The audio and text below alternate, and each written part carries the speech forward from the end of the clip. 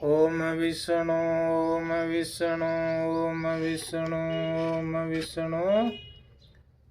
समस्त श्री विष्णु भक्तों को मेरा करबद्ध नमन प्रणाम। बंधुओं, आज अपन श्री गुरु जम्बेश्वर भगवान की अमृतवाणी के 70वें शब्द का भावार्थ करेंगे। ध्यान पूर्वक सुनिए। एक समय मैलू खान अजमेर का सूबेदार और जोधपुर नरेश सांतल राव, ये दोनों श्री गुरुदेव जम्बेश्वर जी के पास ज्ञान शरणार्थ आए, ज्ञान प्राप्त करने के लिए आए। इससे पूर्व ये दोनों ही जमदेव जी का चरित्र देख चुके थे। इन दोनों महानुभावों को युद्ध से निर्वृत्त करके गुरु महाराज ने सुलह करवाया था। मैलू खान ने आकर पूछा कि हे देव जी, आप हमें स्वर्ग प्राप्ति का उपाय बतलाइए जिससे खुदा की प्राप्ति हो सके। उसी समय ही दूसरा प्रश्न करने से पूर्व ही सांतल राव ने कहा कि हे प्रभु, विष्णुइयों को मैं गुरु भाई मानता हूँ, मेरे गुरु भाई है, किंतु ये लोग मुझे मेरा राज्य का भाग ठीक से देते नहीं है। न तो मैं इनको दंड ही दे सकता हूँ और न ही कुछ कह ही सकता हूँ। अब आप ही बतलाइए कि बिना कर लिए मेरा कार्य कैसे चलेगा। तब श्री जम्बेश्वर जी ने कहा कि आज से तुम विष्णुओं से 5वां भाग ही लिया कर, जिससे वे प्रसन्नता पूर्वक दे सकेंगे। उसी दिन से अन्य लोगों से तो अन्न का 4था भाग लिया करता था, किंतु विष्णुओं से 5वां हिस्सा लेना प्रारंभ कर दिया। यह परंपरा ही विष्णुओं के लिए अंत काल तक चलती रही। तत्पश्चात दोनों ने एक साथ ही पूछा कि हे देव, हमें ये बतलाइए कि सत्य क्या है, झूठ क्या है, इसका सही सही निर्णय कीजिए, क्योंकि हम राजा लोग हैं, हमें सत्य असत्य का पूरा पता चलता नहीं है, जिस कारण से हम लोग कभी कभी अन्याय भी कर बैठते हैं। तब श्री गुरुदेव जम्बेश्वर जी ने ये शब्द उच्चारण किया, ओम हक हलालो हक सांच कृष्ण सुकृत एल्यो न जाई, भलबाही लो भज भल बीजी लो पवना बाड़े बलाई, जीव के काजे खाड़ो जे खेती तामे ले रखवालो रे भाई, देता नी सेता नी फिरेला तेरी मत मोरा चर जाई, उन मन मनवा जीव जतन कर मन राखी लो रे ठाई, जीव के काजे खाड़ो जे खेती वाय दवाय न जाई, न ता हिरणी न ता हिरणा न चिन्नो हारी आई, न ता मोरा न ता मोरी न उंदर चर जाई, कोई गुरु कर ज्ञानी तोड़त मोहा, तेरो मन रखवालो रे भाई, जो आराध्यो रावे युधिष्ठिर सो आराध्यो रे भाई। श्री गुरु महाराज ने इस प्रकार ये शब्द सुनाया कि राजा के लिए तो विशेष रूप से हक की कमाई पर ही संतोष कर लेना सत्य के नजदीक पहुंचना ही है। राजा प्रजा के से कर रूप में जो धन लेता है उसमें राजा का हक नहीं होता है, वह तो प्रजा के खून पसीने की कमाई है, उसे तो प्रजा के हितार्थ में ही लगाना राजा का कर्तव्य है। अनधिकार रूप से प्रजा का धन या अन्य किसी दूसरे राजा पर अधिकार करने की चेष्टा बेहक है। इसलिए अपनी मर्यादा सीमा में रहते हुए परिश्रम द्वारा जो धन प्राप्त होता है वही सच्चा धन है, जो सत्य भाग से प्राप्त होता है, सत्य मार्ग से प्राप्त किया जाता है। इस प्रकार से परिश्रम द्वारा किया हुआ सुकार्य व्यर्थ में नहीं जाता, उसका फल अवश्य में प्राप्त होता है। देर हो सकती है लेकिन अंधेर नहीं है।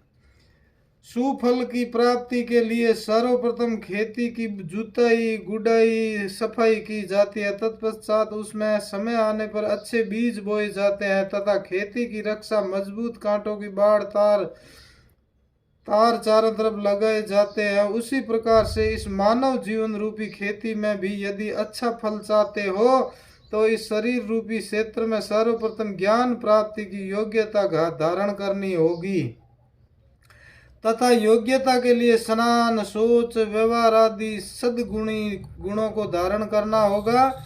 जब शरीर शुद्ध हो जाएगा तब उसमें सद ज्ञान रूपी बीज बोया जाएगा और बीज अंकुरित हो जाने के बाद इस ज्ञान के फल आनंद की रक्षा पवित्रता रूपी बाड़ चारों तरफ लगानी होगी, जो सांसारिक मोह माया तूफानों से उड़ न सके।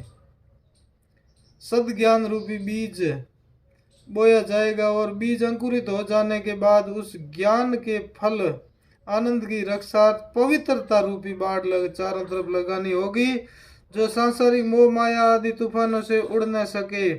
हे प्राणी, इस प्रकार से इस जीव की भलाई के लिए यह साधना रूपी खेती कर तथा खेती के रक्षार्थ एक रखवाला भी रखना होगा।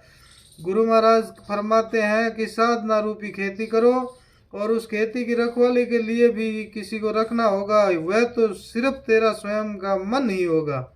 अब इस खेती की रखवाली के लिए मन को सजग करो, क्योंकि वही खेती का कर्ता भी है, उससे ही रखवाला रखना होगा, क्योंकि आगे कई विपत्तियां आने वाली है। गुरु महाराज आगे फरमाते हैं, तुम्हारी खेती जब पकने की तैयारी होती है तो उसी समय ही कभी दिन या रात्रि में मौका पाकर स्वतंत्र विचरण करने वाले दैत्य स्वरूप भैंसा और शैतान स्वरूप सांड आदि खेती को तहस नहस कर सकते हैं। उसी प्रकार से इस साधना रूपी खेती को भी समाज में स्वच्छंद विचरण करने वाले ये मदमस्त राक्षस एवं शैतान दुष्ट स्वभाव वाले मानव कभी भी तुम्हारे सत्य मार्ग को नष्ट भ्रष्ट कर सकते हैं। इसलिए सावधान न रहने से तो तुम्हारी बुद्धि को मयूर रूपी अहंकार नष्ट कर देगा।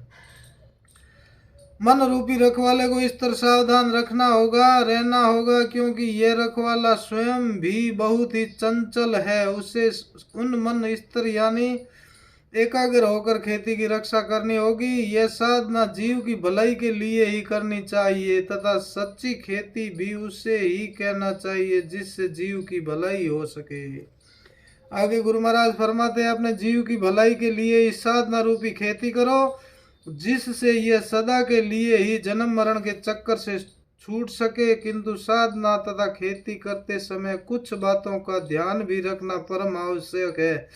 जैसे सर्वप्रथम तो खेती को उड़ाने या दबाने वाले हवा के भयंकर तूफान जो खेती को मूल से या तो मिट्टी के नीचे दबा देते या उड़ा कर ले जाते, उसी प्रकार से साधना रूपी खेती भी में भी आने वाले अनेक प्रकार के लोभ मोह काम क्रोध आदि तूफान या तो उसे साधना से निर्वृत्त कर देते हैं या उसकी साधना को दबा देते हैं।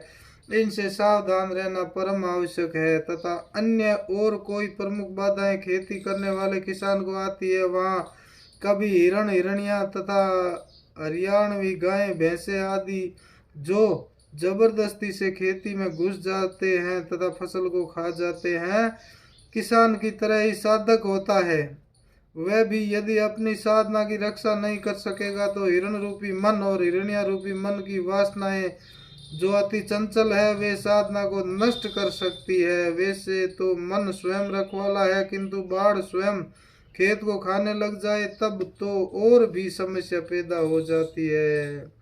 उसी प्रकार से साधक को भी सूक्ष्म वासनाओं से समस्या अधिक पैदा हो जाती है तथा बुद्धि का नियंत्रण मन ऊपर होना चाहिए, मन के ऊपर बुद्धि का नियंत्रण होना चाहिए। किंतु बुद्धि सात्विक शुद्ध कुशागर नहीं होने से यह भी जबरदस्ती करने वाली गाय की तरह हो जाती है। उसे सद असद का विवेक नहीं रहता तो वह भी विचार शून्य होकर साधना में बाधा उत्पन्न करने लगेगा। गुरु महाराज आगे फरमाते हैं कि अनेकों बाधाएं आती है, वहाँ खेती को खाने वाले मयूर मयूरी तथा चूहे भी रहते हैं, ये भी खेती को उजाड़ देते हैं। किसान को इनसे भी सावधान रहना पड़ता है, तभी खेती तैयार होती है। ठीक उसी प्रकार से साधक को भी मयूर रूपी अहंकार और अहंकार वर्ती गर्व मेरापन रूपी मोरनियों से सावधान रहना होगा। ये साधक द्वारा की गई संपूर्ण साधना पर कभी भी पानी फेर सकते हैं। और दूसरे सबसे अधिक शत्रु तो चूहे होते हैं, उनसे बचना अति कठिन है, किंतु उनसे बचना भी परम आवश्यक है। उसी प्रकार से साधक को भी अचेत रूपी चूहे कभी भी मंदमती कर सकते हैं। इसीलिए सदा सचेत रहना चाहिए कि कहीं चूहे खेत में बिल तो नहीं बना रहे हैं, अर्थात मैं कहीं अचेत अवस्था में तो पड़ा हुआ समय को व्यर्थ नहीं गंवा रहा हूँ। इस प्रकार से सदा जागृत रहकर खेती व साधना की रक्षा की जा सकती है। आगे गुरु महाराज फरमाते हैं कि ये मलुखान एवं शांतल राव, यदि इन विघ्न बाधाओं से बचना चाहते हो तो किसी ज्ञानी गुरु की शरण में जाओ, वह तुम्हारे मोह बंधन को तोड़ देगा जब तक आप लोग मोह के बंधन में फंसे रहोगे तब तक तुम्हारी साधना कभी भी सफल नहीं हो सकेगी। जब गुरु के आशीर्वाद से मोह का बंधन टूट जाएगा तब तुम्हारी खेती को चरने वाला ये चंचल मन भी उसी खेती का रक्षक हो जाएगा। जिस प्रकार से धर्मराज युधिष्ठिर ने राज्य करते हुए धर्म सत्य का पालन की रूपी साधना की, वैसे ही आप लोग करो। आप भी तो राज्य करते हुए भी धर्मराज की पदवी को प्राप्त कर सकते हो तथा तुम्हें इसके लिए प्रयत्नशील रहना भी चाहिए। बोलो श्री गुरुदेव जम्बेश्वर भगवान की जय, श्री विष्णु भगवान की जय।